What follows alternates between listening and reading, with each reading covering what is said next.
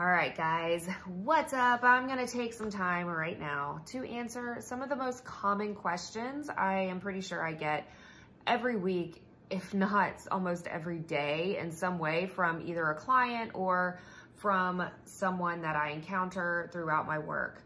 And I just want you guys to take what I'm saying and just try to apply it to your life. If this is something that you've asked yourself or some of these questions are, and you just don't really understand what is going on or why you can't seem to get the right answer, think about what I'm saying. See if there's something you could shift in your life. And if there's not, then reach out to somebody who can really help you. If you're trying to do everything on your own, y'all, you know you can only get so far with that. So it's not a bad thing to ask for help, I promise.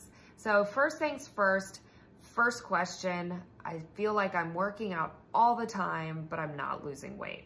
So there could be numerous reasons for this, but first, are you still doing the same workout that you did 2 months ago? Do you go to the gym or take that same class and you've been doing the same thing for an extended period of time? I'm talking over 4 to 6 weeks, you've been doing the same routine, you're going to eventually plateau. So you may have had a lot of weight loss in the beginning and then you just kind of lay stagnant. And that's because our bodies are amazing and they adapt to change. And after a certain amount of time, they're going to adapt to the stimulus or the stress you're putting on it, and then it's going to become more natural to it. So you're not going to see the change in weight loss or in other changes that you're trying to achieve. So look at the workout. And I'm not saying that like if you love some class that you're taking or some specific workout that you can never do that. That's not what I'm saying. What I'm saying is that you need to change it up a little bit. Maybe drop down and only do that once a week and add in some other things along with that. Or maybe you need to just take a week off. If you've been overtraining, if you've been working out consistently for like over 6 weeks and had not had more than 3 to 4 days off in a row, you need to take that time because your body may be overstressed, and that's gonna lead to not great results in the long run, because we know what stress does. It causes inflammation, which can make us hold on to things as far as weight goes, and then also can make our metabolism, it can affect that, and not in a good way. Secondly, look at what you're eating. So are you paying attention to what you're eating, or are you just working out all the time thinking that's gonna bring you all the results? Because that is not true. You have to change your eating habits in order to get results when it comes to a new fitness program or weight loss program, anything like that. You can work out all day in the gym, but if you are not eating better or changing up what you eat to more natural foods most of the time. I'm not saying you have to always do that, but aim for 80%. 80% of the time you should be eating real food. And if you're not, then maybe that's where you need to start.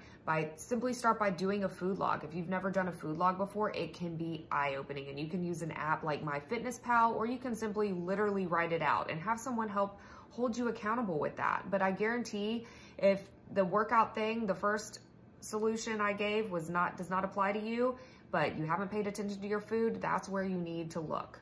Okay, so try that. Next thing, I don't know if I should do cardio or lift weights when I go to the gym, which is better for me. So it's kind of a toss-up, if you will. Both are beneficial, so don't get me wrong on that. But if you are trying to really lose weight long-term, you need to make sure that you are also strength training.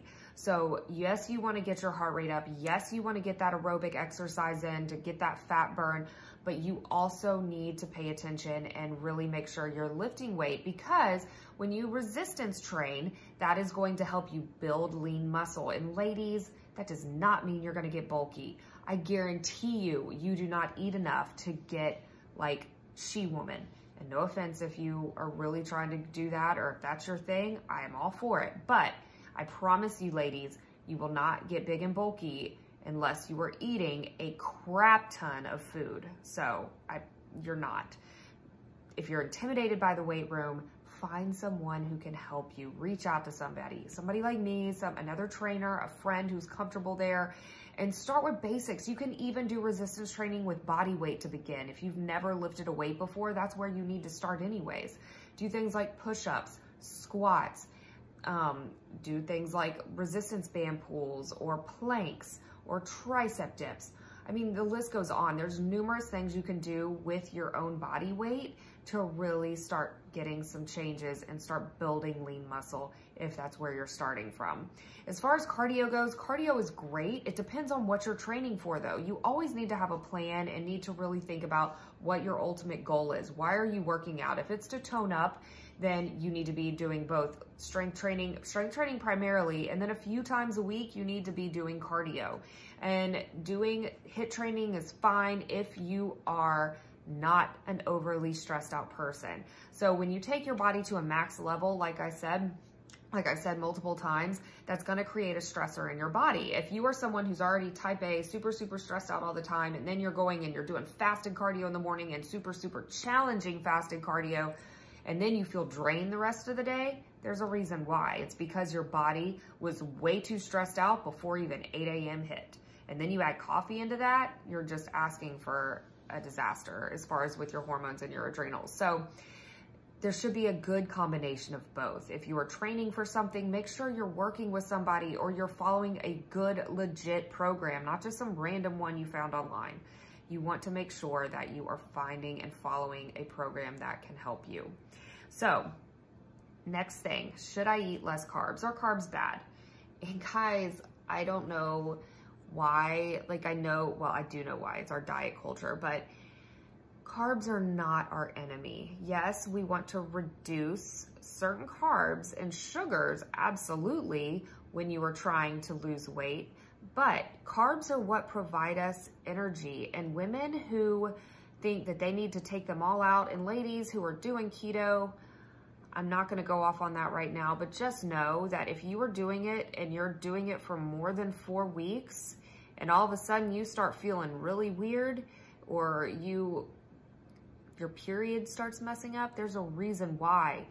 When we restrict as women carbs from ourselves for too long, and then we're exercising, we're doing all the things again to stress our body out, we're going to start messing with our hormones, which can affect our fertility and our cycle and all those things, and even lead to gut issues, because our gut also is part of like our estrobiome. So our estrogen is one of the biggest components in, we have our own little microbiome, if you will, just for that. So think about it. Be careful with the diets or whatever you're trying to do. Just eat healthy and move. I promise if you do that with time, you will start seeing results, but you got to stick with things. So carbs, guys, again, back to carbs. Sorry, didn't mean to digress. Carbs are not bad. You just don't want to eat all the simple processed crap that us as Americans, unfortunately, have been exposed to for years, and what I know I grew up on. But you want to stick to things like, of course, veggies are amazing. Complex carbs like butternut squash, sweet potatoes, things along those lines, oats, gluten-free oats, quinoa, if you can tolerate grains, amaranth, all those type of things, and I probably said that wrong, are really, really good for you. So think about that too. Carbs do not have to be the enemy. And then another thing is, how long should my workouts be? And let me tell you something, like, it depends on the person first. In relation to that, how long should my workouts be? Depends on the person, how long you've been working out, and as far as like what you're working for. If you're working out for weight loss, you just started out, start small. I would say start smaller with like 30 minutes a day if you can find that time, and just get moving. Aim, if that's too much for you, start with getting just 10,000 steps a day. And then you progress from there, add to it. You don't have to work out every day either. Sometimes you can get as much benefit in a 30-minute workout as you can in a 2-hour workout. Again, it just depends on the person, the effort, and what you're working towards. So it comes back to getting personalized and really finding something that works for you, and knowing that just because it worked for your best friend doesn't mean it's gonna work for you, and there's nothing wrong with that either. And you also don't have to love a spin class. If your best friend loves spin and you hate it, but you keep pushing yourself to go and you dread every second, that's not a good thing. Like, you could go occasionally, but find something that works for you. So if you need any help with anything, that is what I'm here for. I want to help you guys. So be sure to message me, hit me up at CandaceCFit.com. I am more than happy. A lot of my programs and stuff are built just around this, finding that right fit for you. And I would love to see how I could help. Just jump on a call if that's what it takes. But just know that there is answers to your problems. You just have to look in the right place, and it may take time, but I promise you can get there. All right, y'all. Hope you have a great day. Be sure to hit me up, like this video, and I'll see you later.